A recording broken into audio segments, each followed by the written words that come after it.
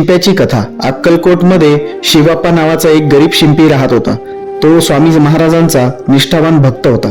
एकदा त्याला राजाच्या दरबारातील कामासाठी एक मोठे आणि महत्त्वाचे कापड शिवण्याची ऑर्डर मिळाली। हे काम वेळेत पूर्ण करणे आणि ते अचूक असणे त्याच्यासाठी अत्यंत महत्त्वाचे होते, कारण त्यावरच त्याचे आणि त्याच्या कुटुंबाचे भविष्य अवलंबून होते। कापड कापण्यापूर्वी शिवाने नेहमीप्रमाणे स्वामींचे स्मरण केले, पण कापड कापताना महाराजांची लीला बघा। त्याचे लक्ष विचलित झाले आणि त्याने कापड 1 इंच जास्तच कापले। त्याला वाटले, हे महाराजा, माझ्या हातून हे काय घडले? एवढे मौल्यवान कापड वाया गेले तर माझे सर्वस्व नष्ट होईल।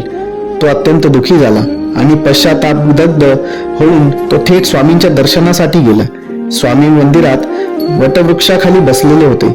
शिवाला पाहताच स्वामींनी मोठ्याने हसून म्हणाले, अरे, 1 इंच जास्त कापलेस, मग आता रडतोस कशाला? ते कापड घेऊन ये आणि पुन्हा शिवण्यास सुरुवात कर। शिवा आश्चर्यचकित झाला, कारण स्वामींना त्याच्या चुकीबद्दल कोणीही सांगितले नव्हते। तो धावत घरी गेला आणि जेव्हा त्याने कापड पाहिले तेव्हा त्याला आढळले की ते कापड जास्त कापलेच नव्हते।